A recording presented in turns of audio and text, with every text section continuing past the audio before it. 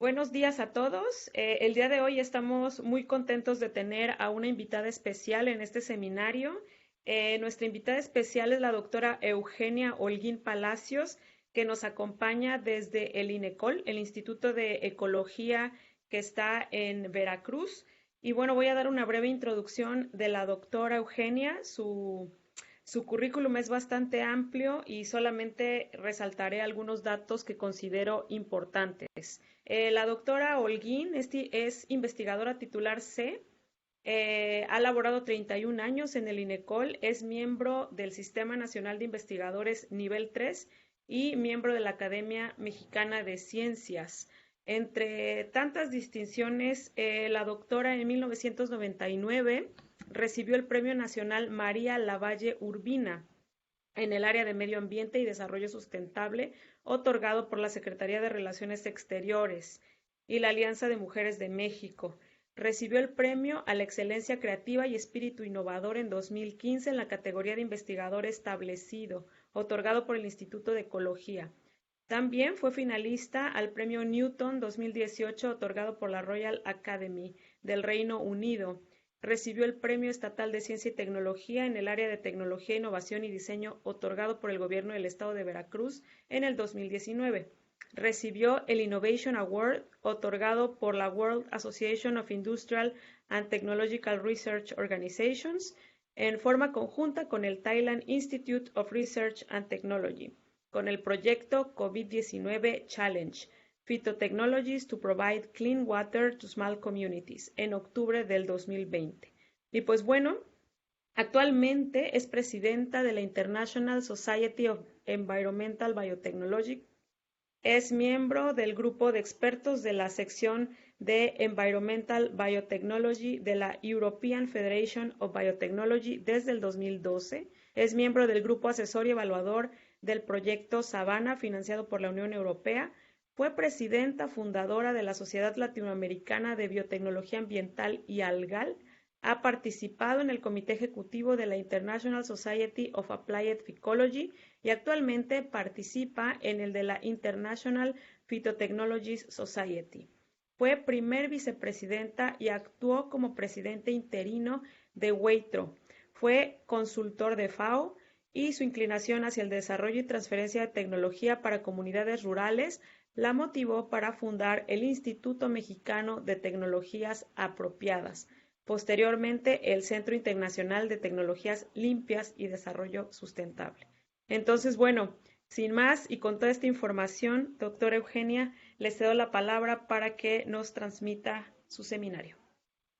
Muchísimas gracias por la invitación. Realmente es un placer estar con ustedes. El CIMNOR es un centro hermano, pero además pues con colegas muy conocidas como la doctora Kitty, la doctora Elisa, el doctor Rakota, todos con los que hemos interactuado en el pasado y sabemos que hay estudiantes muy brillantes estudiando el tema de microalgas y biorefinerías.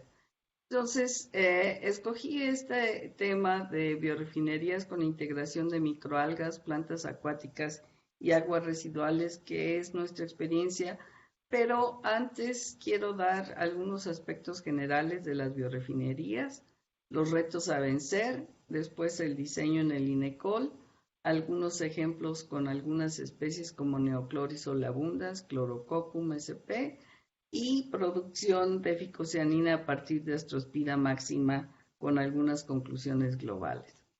Entonces, para iniciar, pues, a manera de aspectos muy generales, todos sabemos que el cambio climático es una de las prioridades, no solo a nivel nacional, sino evidentemente a nivel internacional, debido a un desarrollo industrial no sustentable, y entonces tenemos la necesidad de generar bioenergéticos. Esta gráfica es muy conocida en lo que son las emisiones de gases efecto invernadero a lo largo de muchas décadas, desde 1970, como el CO2, que es la barra rosa de combustibles de origen fósil, ha ido aumentando. Y con datos más actuales, esta gráfica que es del Informe Mundial de las Naciones Unidas que acaban de liberar, pues es tremendamente elocuente de cómo está el problema, porque lo gris son las toneladas de carbono derivadas de los combustibles fósiles. Y entonces vemos que a partir de 1950 el aumento es tremendo. Acá también podemos ver cómo en el periodo de 1750 a 2011 toda esta barra gris ha crecido de una manera muy importante.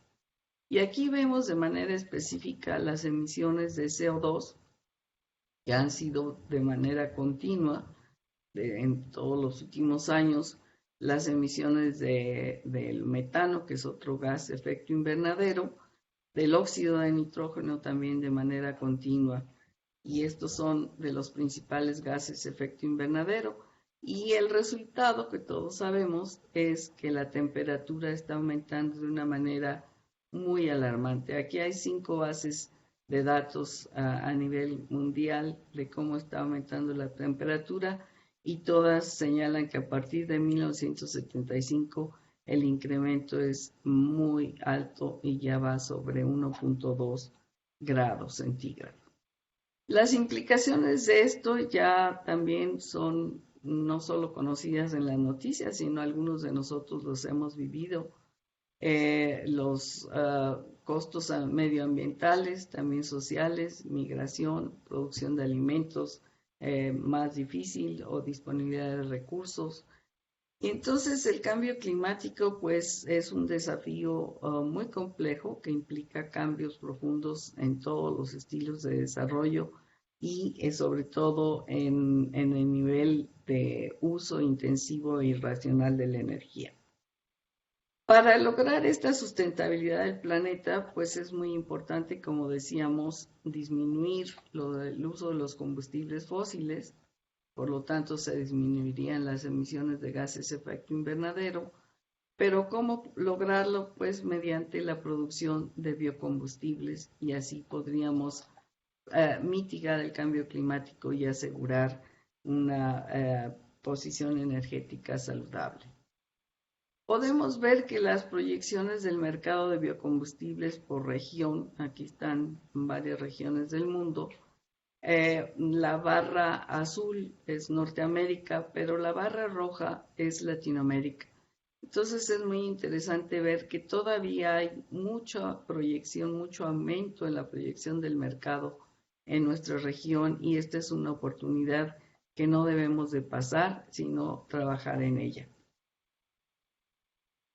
Además hay cifras muy preocupantes, por ejemplo, los millones de habitantes en el año 2014 en México, 119, pero para la proyección para 2039 es 137.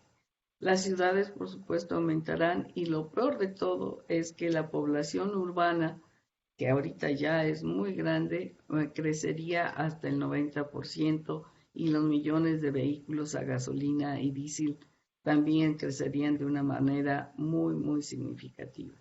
Entonces, si ya hay ciudades tan contaminadas como la Ciudad de México, Guadalajara, etcétera, pues el asunto se pone muy difícil. Entonces, una de las respuestas, decíamos, son producción de biocombustibles y para eso son las biorefinerías. Pero algo muy importante es que se deben de introducir los productos químicos de alto valor agregado para darle mayor viabilidad a todo el sistema. Entonces también tenemos algunas ideas sobre la estrategia de biorefinería, además de producir varios biocombustibles simultáneamente, generar coproductos, realizar análisis de ciclo de vida, que eso no es fácil, se necesitan equipos multidisciplinarios y multiinstitucionales y sobre todo estar viendo la factibilidad económica. Entonces vamos a repasar rápidamente porque seguro ya ustedes han conocido las generaciones de biorefinerías. La de primera generación es aquella que utiliza los cultivos como materia prima, entonces la caña de azúcar, por ejemplo en Brasil, es muy importante para producir bioetanol, el maíz en Estados Unidos para producir bioetanol, Pero obviamente para México esas no serían respuestas porque nosotros tenemos que producir maíz para consumo humano y la caña ya tiene todo un mercado muy grande. Ahora, las biorefinerías de segunda generación que utilizan una materia prima como los residuos agroindustriales como el rastrojo, bagazo, fibras, etcétera, para producir bioetanol o las vinazas para biogás, pues todavía no son una realidad a nivel comercial. Se está trabajando mucho, pero no es una realidad. Y las biorefinerías de tercera generación, en las cuales nos vamos a concentrar a base de microalgas, pues son prometedoras, pero también tienen todavía una serie de retos por vencer, como vamos a analizar. Entre los retos, pues, o limitantes de este tipo de biorefinerías están los retos tecnológicos, las limitantes de mercado e incluso la política internacional que fija los precios de los combustibles. Por ejemplo, sabemos que en el año 2012 el barril de petróleo estaba alrededor de $100, pero en el 2015 hubo una crisis muy importante que todavía la estamos viviendo, bajó drásticamente el precio del barril, ahorita está aumentando, pero cuando está bajo este precio del barril de petróleo es cuando pueden competir, por ejemplo, el biodiesel o el bioetanol de microalgas. Pero ¿qué estrategias podemos seguir para lograr que la producción de estos biocombustibles a partir de microalgas sea a un costo competitivo? Y la que quiero enfatizar, la que nosotros hemos trabajado muy importante, es el uso de aguas residuales para bajar los costos de producción. Por ejemplo, integrar el cultivo de microalgas con tratamiento de aguas residuales domésticas o de granjas acuícolas. Y entonces podemos también mejorar la eficiencia de reactores, generar productos de alto valor agregado, pero principalmente me voy a enfocar en el uso de aguas residuales. Entonces surge una nueva generación, no sé si llamarla de cuarta generación, pero una nueva generación de biorefinerías en donde hay microalgas y aguas residuales para producir biodiesel, bioetanol, biogás, etc. Algo muy importante es que en este momento el concepto de economía circular está tomando un auge muy relevante a nivel especialmente de Europa, y nosotros debemos seguir ese ejemplo.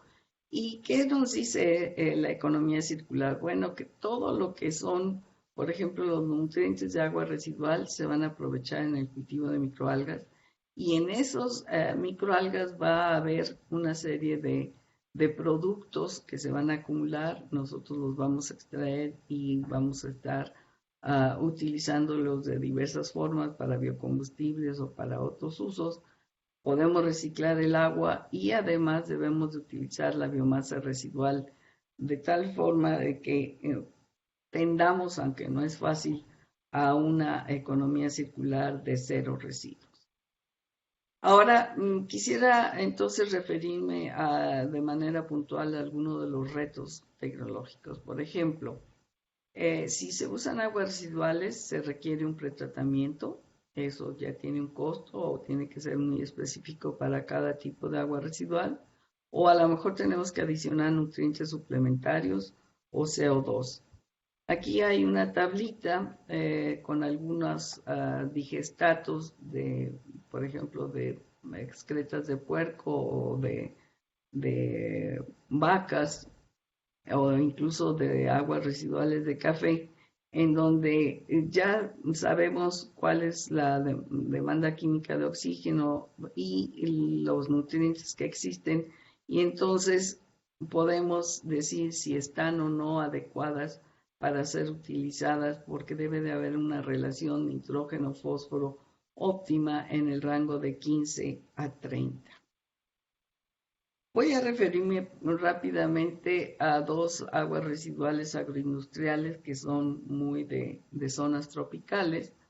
Por ejemplo, la producción de etanol conlleva una gran producción de las aguas residuales vinazas, que por cada litro de etanol se generan 13 litros de vinazas, y desafortunadamente nos hemos encontrado en muchos ingenios de Veracruz, y seguro es el caso en otros lados, que estas vinazas no son tratadas adecuadamente y son vertidas en los ríos, causando una serie de impactos muy negativos.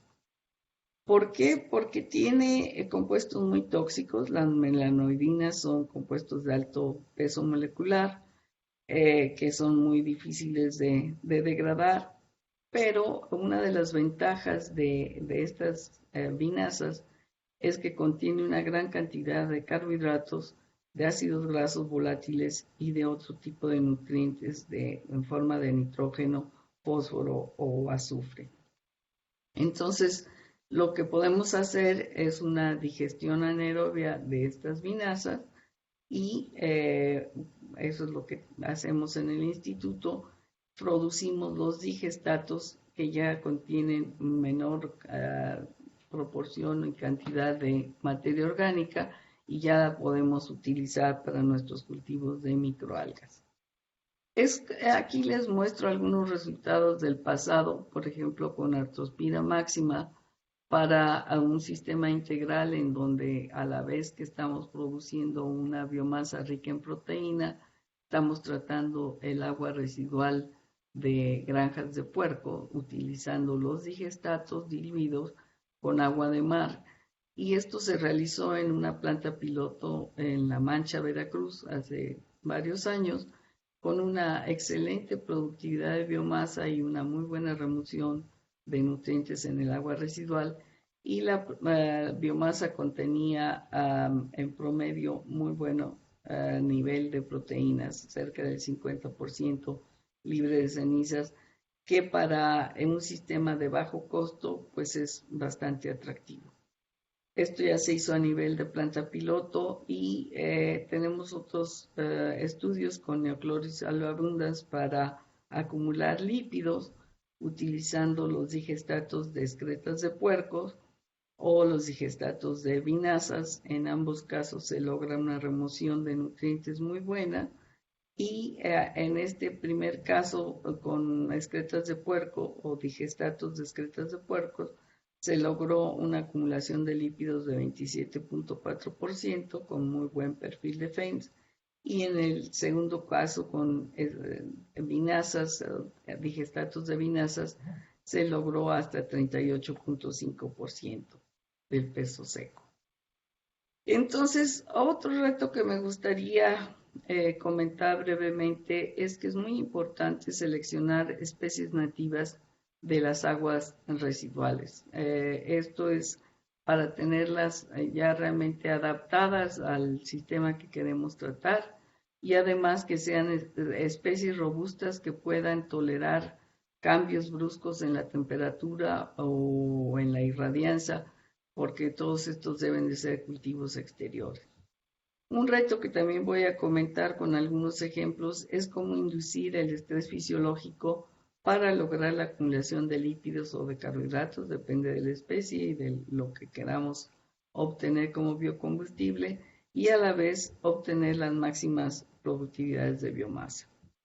Entonces, empezando por esta idea de aislar cepas nativas de aguas residuales, hace varios años aislamos una cepa muy interesante de Chlorococcum a partir de aguas residuales de una planta de tratamiento en Veracruz. Ustedes saben que es una ciudad muy tropical, con altas temperaturas, y entonces hemos obtenido una cepa muy robusta. Ahora, la inducción del estrés fisiológico es sumamente importante, porque tenemos que forzar que todas las vías bioquímicas que operan de manera normal en las microalgas, nosotros estemos forzando a que acumule, por ejemplo, lípidos, para si queremos producir biodiesel, o que acumulen carbohidratos en forma de almidón si queremos producir bioetanol, etcétera, ¿no? Entonces, esta parte de la inducción del estrés fisiológico la voy a comentar más adelante con ejemplos. Algunos aspectos generales de lo que he comentado los pueden encontrar en esta revisión, que aunque ya es del 2012, todavía es vigente en muchos aspectos. Bueno, ahora quiero pasar a lo que es nuestra propuesta, lo que hemos hecho en el INECOL. Y lo primero que decidimos es que no queremos utilizar el agua para la agricultura, que es una de las limitantes de varias refinerías, y lo que hacemos es integrar un sistema de tratamiento de aguas de contaminadas de un río urbano que pasa cerca del instituto con una laguna de fitofiltración que tiene plantas, y de esta forma podemos tener agua para el cultivo de las microalgas. Entonces les voy a platicar de manera más específica este primer módulo, que es una laguna de fitofiltración con Pistia stratiotes. Está, como decía antes, purificando el agua que va a servir para el cultivo de microalgas, y a la vez podemos cosechar la planta y generar algunos otros biocombustibles como biogás e hidrógeno. Aquí tenemos la laguna, es de 12,000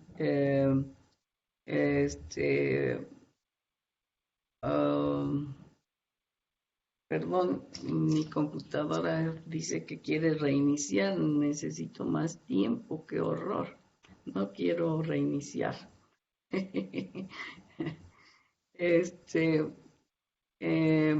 Entonces, esta laguna de 12,000 litros de capacidad tiene esta planta Pistia stratiotes, y tiene un sistema radicular muy robusto, tiene unas frondas que también son muy útiles para hacer una captura de luz y generar un buen índice de fotosíntesis.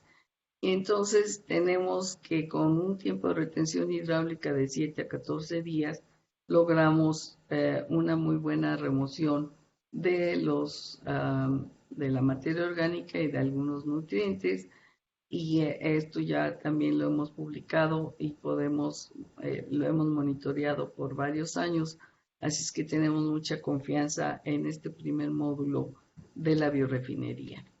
También, si les interesa, pueden encontrar este artículo en Science of the Total Environment. Las conclusiones de este primer módulo, entonces, que se logra durante todo el año remover de manera eficiente los nutrientes y la materia orgánica, porque Pistia, incluso en invierno, tolera las bajas temperaturas y las altas intensidades luminosas, y entonces este sistema también tiene potencial para ser implementado en pequeñas comunidades. Eso es otro tema, pero lo estamos tratando de llevar a pequeñas comunidades para ahorita mitigar el impacto del COVID, que no tienen suficiente agua limpia en muchas pequeñas comunidades. Volviendo al esquema de la biorefinería, entonces, ¿qué hacemos con toda esta biomasa de plantas que se está cosechando periódicamente? Bueno, se trata en un digestor anaerobio para producir biogás o hidrógeno. ¿Por qué biogás? Pues porque tiene un poder calorífico muy alto. El biogás es una combinación de metano y CO2, y si se purifica, que ahorita es una línea de investigación muy actual, el metano puede tener un valor calorífico mucho más alto. Lo que hemos hecho es un proceso de 2 fases, en donde por un lado hacemos en la primera fase la hidrólisis de las plantas con líquido ruminal, y así se produce una gran cantidad de ácidos grasos volátiles que pueden entrar a la segunda fase, en donde ya hay producción de metano. Estos son los resultados que hemos obtenido, que comparados con otros reportados para otras plantas acuáticas, pues son bastante competitivos.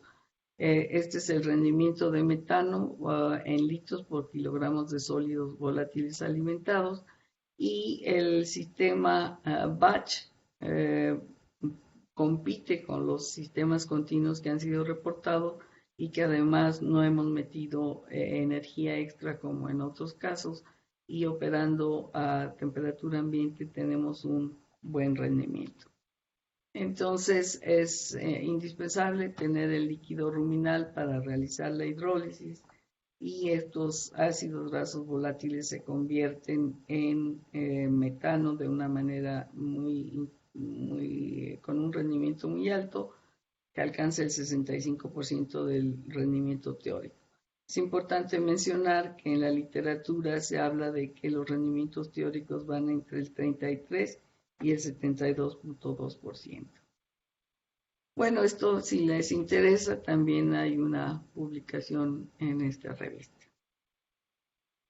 El tercer módulo, que ya es el cultivo de microalgas, decíamos que se hace con el agua que se trató en este primer módulo, pero como ya no tiene nutrientes, entonces utilizamos otro tipo de fuentes de nutrientes que son los digestatos de vinazas o de excretas porcinas que están produciéndose en digestores anaerobios que también tenemos en el instituto. Y les voy a platicar de manera concreta cómo estamos utilizando estos digestatos en el caso de producción de neoclorizol abundans en un sistema de doble propósito. En este primer caso, las excretas porcinas, que ya dijimos que son un problema muy fuerte, seguramente ustedes han pasado por granjas en donde dicen que las tratan, pero no son más que lagunas de almacenamiento que tienen un olor espantoso a muchos kilómetros y que cuando derraman en un río pues causan problemas de eutrofización. Entonces, con neoclorizol abundans, que es muy conocida por su capacidad para acumular lípidos, lo que hicimos es comparar en este pequeño diseño experimental los digestatos de dos tipos de digestores, uno empacado con material cerámico y otro empacado con material volcánico y ambos alimentados con excretas de puerco. Entonces, los cultivos fueron comparados, cultivos en este tipo de reactores de placa plana, expuestos a condiciones exteriores, a condiciones interiores, fueron comparados contra un control. Y aquí tenemos los dos tratamientos, son equivalentes. Y lo que podemos ver es que al día 17 y especialmente al día 19, en los tratamientos con las excretas, digestatos de excretas porcinas, hubo una gran acumulación de lípidos que podemos ver después de teñir con rojo de Nilo y por fluorescencia, y que en el control no se encontraron estos lípidos, sino muy poquitos hasta el día 21. Entonces, aquí podemos ver los resultados. Este es el control y estos son los dos tratamientos. Este es el que alcanzó hasta 27.4% de acumulación de lípidos a esos días. Una cosa muy importante si queremos producir biodiesel es que los lípidos deben de tener un cierto perfil y la normatividad dice que el C18.3 no puede pasar del 10% y aquí tenemos que nuestro perfil fue bastante bueno para este tipo de microalgas. ¿Cómo se comparan estos resultados con otros? Bueno, aquí tenemos algunos otros digestatos con otros tipos de efluentes, otras microalgas y la concentración de biomasa es buena y también el contenido de lípido respecto a otros reportes. Pero lo más importante es que en nuestro caso estuvimos utilizando simplemente una tela para filtrar los digestatos y no sistemas muy costosos o sofisticados como el uso de microfibras o incluso que en otros reportes esterilizaron los digestatos.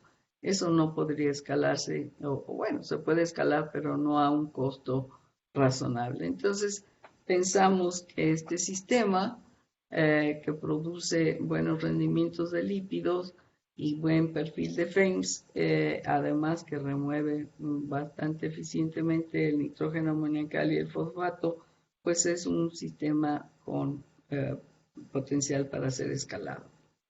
Esto también lo pueden encontrar en esta publicación si les interesa. Ahora, quiero hacer uso de otro ejemplo también de cultivos de Neocloris oleabundans, pero en este caso quiero recalcar cómo la deficiencia de nitrógeno la utilizamos para orientar el metabolismo de esta microalga. Aquí hay un diseño experimental en donde utilizamos diferentes diluciones de los digestatos y aquí está la concentración inicial de nitrógeno amoniacal desde muy poquito hasta casi 40 miligramos por litro. Se replicaron, este lote tiene adición de bicarbonato respecto a este que no tuvo, y lo que podemos ver es que en el lote que tuvo mínimo nitrógeno amoniacal y adición de bicarbonato hubo una acumulación de lípidos muy alta, 38.5% del peso seco después de 14 días. Y eso pues también lo replicamos ya en reactorcitos de placa plana de mayor volumen y se repitió el resultado. Entonces, esto lo pueden encontrar en esta publicación, pero lo que yo quería enfatizar es que en este caso con Neocloris oleabundans podemos con una deficiencia de nitrógeno acumular lípidos. Vamos a ver después que con clorococcum no sucede lo mismo. Entonces, regreso a esto del aislamiento de microalgas a partir de aguas residuales de las que nosotros nos interese. En este caso, aislamos clorococcum a partir de una planta de tratamiento, como les contaba. Y aquí la tenemos, la morfología celular es muy variable dependiendo de su estadio, pero la utilizamos en la etapa vegetativa. Les voy a contar rápidamente lo que hemos hecho con digestatos de vinazas para cultivar esta microalga. Ya les platiqué el problema de las vinazas en zonas tropicales. Y lo interesante es que podemos establecer cultivos mixotróficos, a pesar de que están muy oscuros respecto al control. Lo interesante, como les decía antes, es que los digestatos de vinazas contienen alto contenido de carbohidratos y de ácidos grasos volátiles. Entonces son la fuente de carbono extra que están utilizando estos cultivos mixotróficos. Tuvimos dos tratamientos, uno con 44 miligramos por litro de nitrógeno amoniacal y otro con 60 miligramos por litro. Y todo lo replicamos en diferentes épocas del año, porque todo esto fue hecho en condiciones exteriores, finales de otoño, de invierno, de primavera y de verano. Y aquí están los resultados y a finales de otoño fue muy interesante que después del día 12 los cultivos con digestatos siguieron creciendo y en cambio el control ya no creció. En invierno, más o menos todos los cultivos crecieron de manera similar, alcanzando una biomasa o una densidad de biomasa bastante alta, 1.3 gramos por litro. En primavera también hubo crecimiento, la barra amarilla es el tratamiento con mayor contenido de nitrógeno amoniacal y supera a los 14 días al control y al otro tratamiento. En verano es cuando no se logra el crecimiento adecuado. Yo les quiero recordar que Jalapa es una ciudad en donde llueve mucho y en verano hay muchas nubes y entonces por eso en verano no crece mucho, porque ustedes van a decir, bueno, eso se contradice con lo que sabemos de las microalgas y esta es la razón. Aquí tenemos la acumulación de carbohidratos en nuestros tratamientos, el tratamiento 1 y el 2, que recordemos este es el que tiene mayor nitrógeno amoniacal, pero en el caso del 1 pues está muy homogéneo, digamos, la acumulación de carbohidratos es más o menos del 30%. Entonces, hace rato yo les decía que la deficiencia de nitrógeno no siempre resulta en acumulación de lípidos. En este caso, en clorococcum resultó en la acumulación de carbohidratos totales. El rendimiento teórico de etanol para cada una de las etapas o estaciones es interesante. En el tratamiento 2 es muy alto respecto al control. En invierno es bastante significativo en los dos tratamientos, pero más en el tratamiento 1. En primavera el control es el que está un poquito por arriba, pero el tratamiento 1 también tiene buen rendimiento. Y sin embargo, en el verano, como les contaba, pues hay menor acumulación de carbohidratos totales, menor proporción de azúcares reductores y menor rendimiento de etanol. ¿Cómo se comparan estos resultados con otros reportes? Bueno, los reportes con otras microalgas todos han sido en condiciones de cultivos autotróficos y en este caso estamos en un cultivo mixotrófico con un rendimiento de etanol bastante atractivo para invierno y primavera, como habíamos dicho.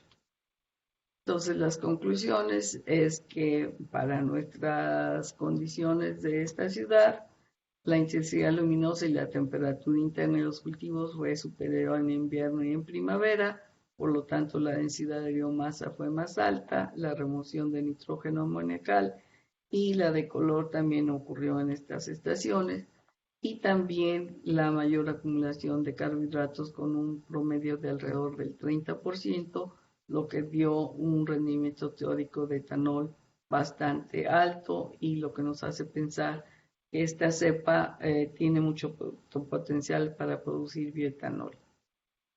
Bueno, por razones de tiempo, ahora paso rápidamente al módulo de cómo aumentar la viabilidad económica de una biorefinería, produciendo, por ejemplo, fitopigmentos que serían productos de alto valor agregado.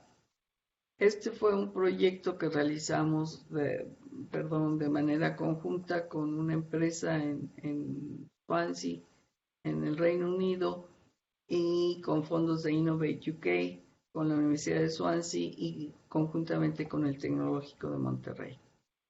Entonces, a nosotros nos tocó toda la parte de ficocianina con Artospira máxima y empezamos con cultivos de 200 litros tipo batch, utilizando un sistema de fed batch para alimentar la urea y abaratar el costo del cultivo. Y después de que crecían en condiciones exteriores, él se inducía con luz azul en condiciones controladas la ficocianina. Y aquí podemos ver la cinética de crecimiento, tanto por absorbancia como por peso seco de los cultivos. Aquí están los datos, cuál era la intensidad luminosa promedio, la velocidad específica de crecimiento máxima, la productividad, y lo que es muy interesante es que después de la inducción aumentó de 11.22 a 14.24% de ficocianina, lo cual es muy considerable. Entonces, la clave de este proceso de 2 etapas es que primero está el cultivo en condiciones exteriores, después lo cosechamos y lo concentramos en este equipo que fue diseñado por la empresa Membranology, que opera a base de membrana, y ya con los cultivos concentrados es como se induce en condiciones controladas con luz azul. Entonces tenemos cultivos no concentrados o concentrados y hacemos la inducción en diferentes tiempos. Aquí podemos ver los resultados de la ficocianina. Hay un nivel base, digamos, en el tiempo cero, pero después la biomasa concentrada, que es la barra azul, es la que acumula casi 14% y aquí 14% después de 24 horas. Esto también, si lo comparamos con otros resultados reportados en la literatura para Artospira platensis, podemos ver que todo el mundo usa luz artificial en la primera etapa o para el cultivo de la microalga, lo cual es un gasto energético pues muy alto. En nuestro caso, en este proceso de 2 etapas, estamos utilizando la luz natural para hacer un máximo de producción de biomasa y después de la inducción de la ficocianina, que también estamos en niveles bastante aceptables. Después hicimos ya en octubre, noviembre, los cultivos, esto ya fue el inóculo para Raceways de 2.000 litros, en donde el medio modificado de Sarrut utiliza urea en vez de nitratos, de una forma, como ya les había mencionado, en forma fed batch, y además se reduce la cantidad de canoato de sodio y de sulfato de potasio al 50%. Entonces, con este medio de bajo costo y se hace la primera etapa de cultivo exterior y después se cosecha, como ya dijimos, se concentra y se induce en condiciones controladas. Lo que aquí tenemos es cómo crecieron los cultivos monitoreados por absorbancia. A cada 8 días hacíamos una cosecha, por eso se ven estas curvas. Y después de cosechar y concentrar, como había yo explicado, se hace la inducción en condiciones controladas con luz azul y nuevamente en los raceways podemos obtener un aumento hasta de 14% de ficocianina. Entonces ya tenemos en este caso un escalamiento de los cultivos a 2.000 litros y estamos pues confiados de que este proceso de 2 etapas utilizando urea de forma alimentada en fed batch es un proceso viable. Si están interesados, también esta es una publicación reciente en Bioresource Technology. Ya quisiera llegar a lo que son las conclusiones globales de toda mi plática. Nada más quiero resaltar 4 puntos. Se pueden utilizar diversos géneros dependiendo, o diversas especies, dependiendo de lo que nos interese de biocombustibles. El uso de aguas residuales evidentemente incrementa la viabilidad económica, pero también hay que hacer pretratamiento y una serie de cuidados especiales. El aislamiento de cepas nativas representa una línea prioritaria de investigación y es muy recomendable tener grupos de investigación multidisciplinarios y multiinstitucionales para poder hacer escalamientos o poder hacer estudios de ciclo de vida, etc. Pues agradecer a mi grupo que siempre está cambiando porque los estudiantes, ustedes saben, salen a que se acaba de graduar Daniel, por ejemplo, otros estudiantes ya se graduaron antes. Aquí está la doctora Gloria Sánchez, el doctor Roberto de Filippi, que siempre ha participado en nuestros proyectos y nos ha apoyado. Pues con esto termino. Muchas gracias y estoy lista para sus preguntas. Dejo de compartir. Muchísimas gracias, doctora, por su presentación. Tenemos tiempo, unos minutos para las preguntas, entonces ya saben, si gustan levantar la mano o abrir directamente su micrófono. Adrián, adelante. Hola, ¿qué tal, doctora Eugenia? Muchas gracias por la presentación. Sin duda, esta no es mi línea de investigación y desconozco completamente el tema, pero me pareció muy interesante el enfoque que están abordando con estas aplicaciones y mi pregunta va en función a nivel de ciencia básica, su grupo o sus colaboradores que han investigado para mitigar las cuestiones de la producción del CO2 a nivel de investigación básica, pero utilizando los microorganismos. Bueno, las microalgas son famosas por su capacidad de capturar CO2. Es una de las bases de la fotosíntesis. Entonces, estamos en un proceso no solo de producir biocombustibles, sino de ayudar a la captura de gases de efecto invernadero específicamente del CO2. Y la otra pregunta va porque hace unos días también vi unos documentales sobre el bambú, o sea, sobre ya las plantas, digamos, superiores, a comparación de una planta y de una microalga, ¿hay diferencias en la absorción de CO2 Bueno, claro, o en eficiencia? la velocidad o la eficiencia de fotosíntesis es muy variable, incluso dentro de las mismas plantas, pero las microalgas, dependiendo de una serie de factores, tienen muy alta eficiencia fotosintética y por eso precisamente ya el auge en las biorefinerías basadas en microalgas es muy alta. No mostré una gráfica, pero hicimos un análisis de cuántas publicaciones han aumentado en los últimos años en este tema y son más o menos en el 2012, cuando publicamos nosotros nuestra primera revisión, había aproximadamente 5 artículos en ese tema. Ahorita hay más de 100. Entonces, evidentemente, es muy favorable todo esto. Muchas gracias, doctora. Eso sería todo. ¿A ti? Mónica, adelante con tu pregunta. Hola, buenos días, doctora. Buenos días a todos. Primero Hola. agradecerles su presentación, muy interesante todo lo que están haciendo. Bueno, para mí sí es relacionado con mi trabajo de tesis, porque bueno, en el trabajo de doctorado que estamos planteando, pues es justamente algo con enfoque de biorefinería y cultivo de microalgas. Nosotros queremos utilizar, bueno, vamos a utilizar una cepa nativa del estado, que es una liela salina, y pues uno de los principales componentes que produce es el beta-caroteno. Entonces la idea es hacerla una biorefinería integrando que tenga producción de compuestos de valor agregado, ¿no? Y usar la biomasa residual para producir biogás o biodiesel.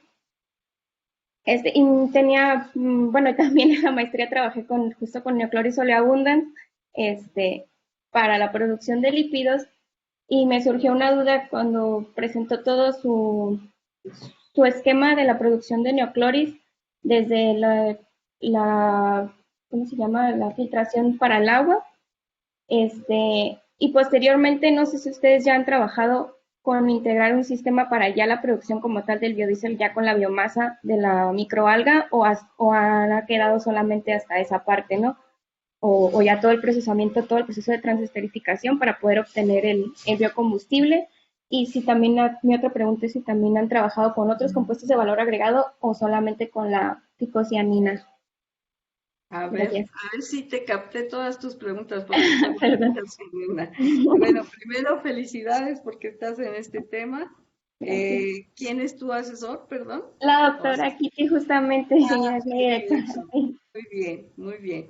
Bueno, pues en este tema de beta caroteno van a tener seguramente mucho éxito.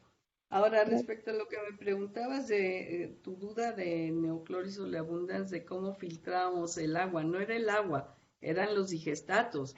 Sí, Ok.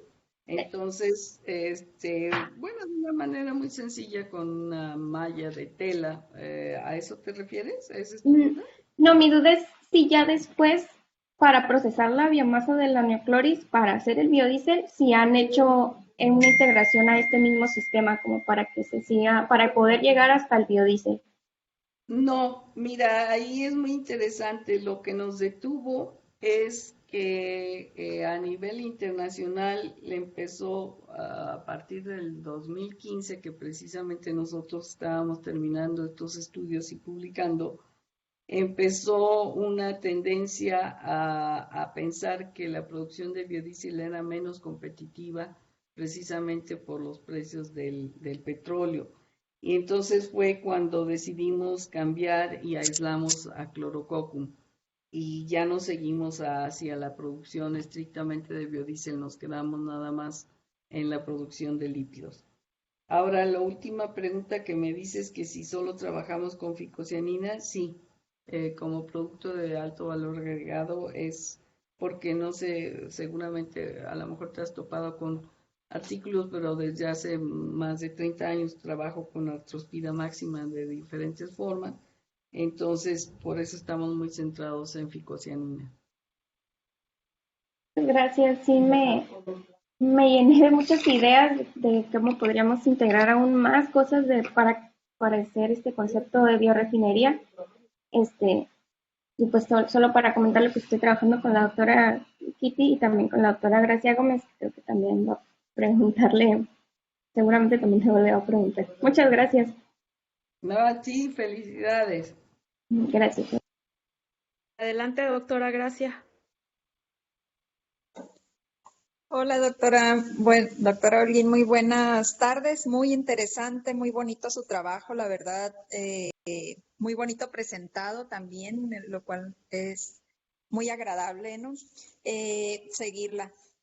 Tengo una duda sobre también, sobre la forma de concentrar las microalgas, porque nosotros al momento de hacer el balance económico de cuánto cuesta desde producir la microalga hasta tener un producto, una de las partes que se nos ha hecho más costosa es justamente concentrar la microalga porque requiere mucha energía. Entonces, ahorita que hablaba de las mallas, ¿esas mallas cómo se mueven? ¿Usan energía eléctrica, usan energía solar? ¿Si han hecho balances de costos? Esas son mis preguntas. Mucho gusto. Creo que como no te veo, no sé si te conozco, no sé si quieres prender tu cámara. Pero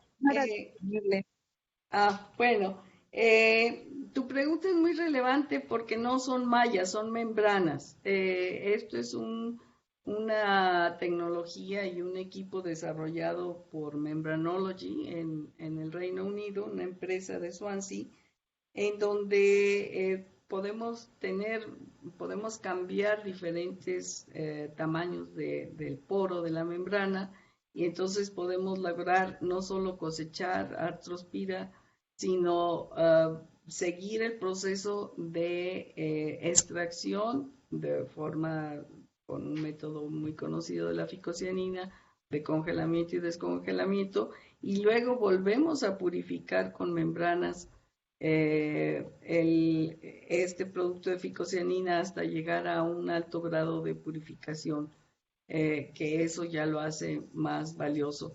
Entonces, la tecnología de cosecha y de extracción con membranas pues es relativamente nueva y eso es, digamos, la ventaja de este tipo de equipo.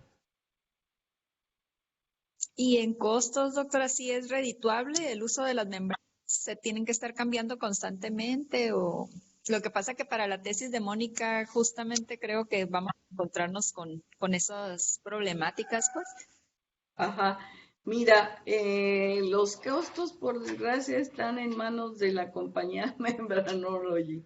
Hubo ahí algo especial, íbamos a patentar juntos, no se logró, patentaron por su lado, y entonces no tengo acceso a los costos de ellos con este equipo.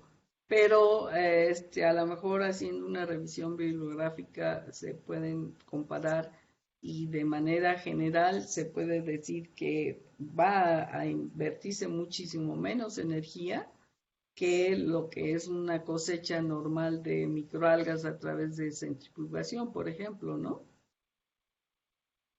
Sí, ok. Muchas gracias, doctora. No, gusto en saludarte. Muchas gracias. Hay unas plantas de filtración. Yo conozco una planta que es planta R de filtración. No sé si sea parecida a este equipo que mencionan, que maneja no solamente un tipo de filtración, sino varias, porque puedes cambiar los módulos de las membranas dependiendo del producto que quieras concentrar. Seguramente ha de ser parecido, no sé. Pero ¿qué tipo de productos se filtran en ese que conoces? Bacterias. Yo lo utilicé para filtrar bacterias Ah, filamentosas, actinomicetos. ok. Ok. Pues seguramente hay una serie de variantes, ¿no? Nosotros recibimos por parte de este proyecto ese equipo que mostré que es de pequeña escala, pero ellos ya comercializan de gran escala. Ok. Doctora, yo tengo dos preguntas. Una es, en el primer módulo de la biorefinería, donde trabajan con la fitorremediación, con esta planta que se me fue el nombre, Pistia.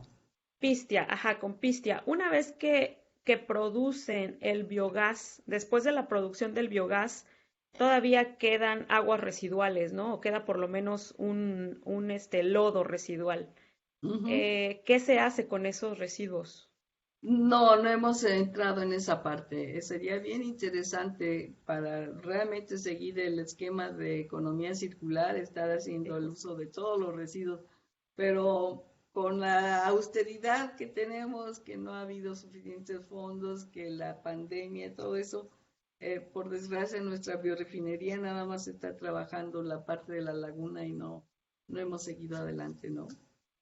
Ok, sí, sí, me parece muy interesante porque no hace mucho justo hubo una convocatoria de energía donde yo estaba proponiendo el uso de residuales de café de la zona cafetalera de Veracruz para producción de biogás y justo queríamos saber o una de las partes del proyecto era la caracterización de estos residuales o de estos lodos para ver si se podían utilizar como fertilizantes, ¿no? Para los cultivos, que no sé si sea posible, porque no sé si tengan las concentraciones adecuadas de fósforo y nitrógeno después de una biodigestión. Entonces, Mira por qué eso era mi pregunta. interesante, esa convocatoria de energía me la perdí. ¿Hace cuántos meses salió? Eh, fue el año pasado, fíjese que no me acuerdo porque ya los resultados salieron en febrero más o menos. Yo Ah, apliqué con ese proyecto junto con el Tecnológico de Monterrey. La verdad es que era muy buen proyecto, bueno, desde mi perspectiva, ¿no? Que yo lo escribí, y hubo un proyecto muy parecido, de hecho el título era casi igual que el nuestro, que sí ganó. Entonces, no sé qué fue lo que pasó, no me han dado los comentarios. Pudiera ser que a lo mejor y estoy muy lejos de la región, ¿no? Porque yo estoy en La Paz y los que ganaron fueron justo de la Universidad Veracruzana, con un título muy parecido a mi proyecto. Entonces, no sé. qué lástima que no estuvimos en contacto antes porque años atrás trabajamos con residuales de café en muchos aspectos.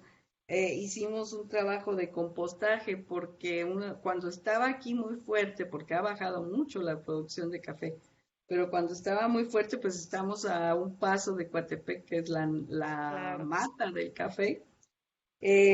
Trabajamos con varios productores de café en compostaje, que es, digamos, la forma que aceptaban por ser de menor costo.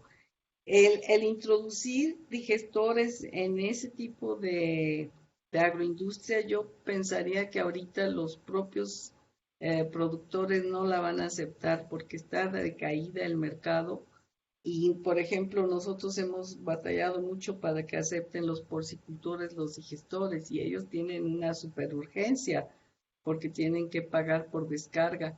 Pero pues allí se hacen arreglos y no sé qué y no adoptan digestores. Entonces, ese es otro aspecto que no hablé, pero es muy importante el aspecto del contexto nacional y de normatividad y si se hace cumplir la ley o no, porque cuando hicimos un estudio muy a fondo, ya tiene más de 10 años, de cómo estaban los ingenios y las granjas de puerco, y todas contaminaban y nadie cumplía con la normatividad, eh, y pues las cosas siguen igual, y si no se hace cumplir las normas, pues no les interesa adoptar tecnologías, ¿no?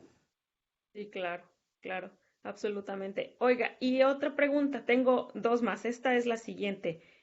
Usted mencionó que para la producción de biogás utilizan como inóculo o como promotor de la digestión este líquido ruminal. ¿Cómo hacen para mantener la composición del líquido ruminal? ¿O es líquido ruminal obtenido fresco y se utiliza? ¿O cómo es que funciona esa parte?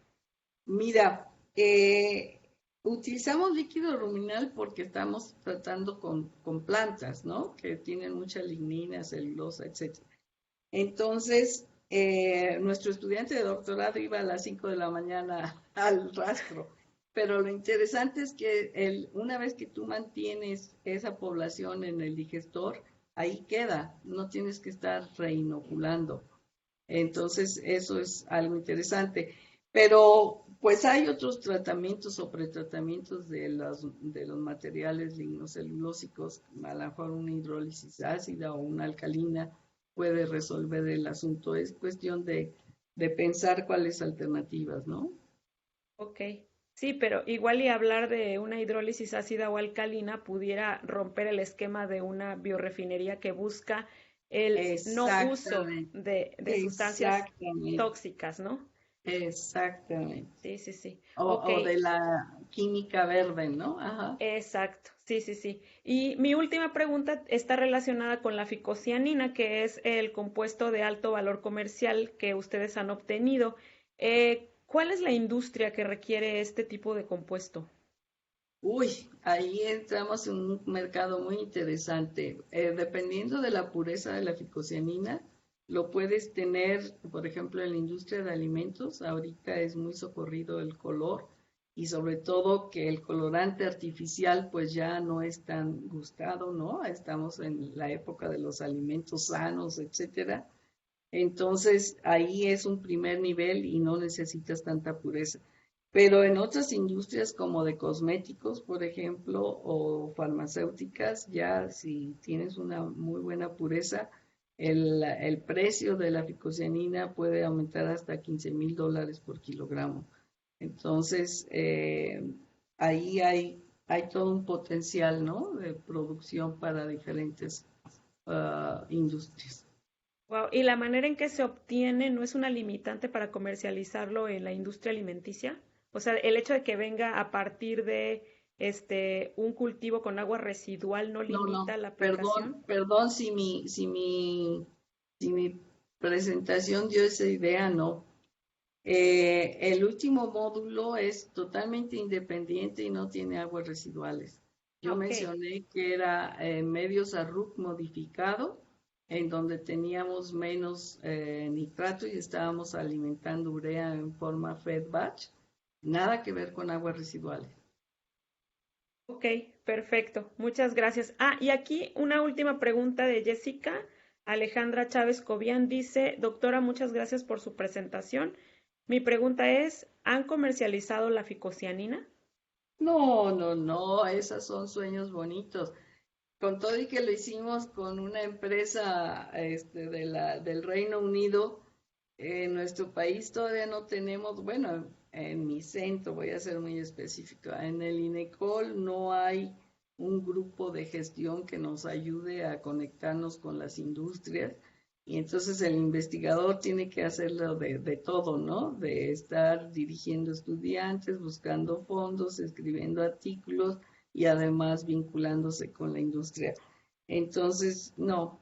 De hecho, ayer recibí un mensaje de una persona de una industria de Guadalajara que ha estado interesado en microalgas y en especial en pirulina y me mandó un video de cómo hay un proyecto en la Unión Europea muy bonito con muchos actores en donde están produciendo precisamente artrospira máxima, ficocianina, todo lo que se les ocurra, pero pues eso sucede en la Unión Europea, en donde se juntan instituciones muy diversas, unas empresas, y tienen equipos multidisciplinarios y van hacia la comercialización.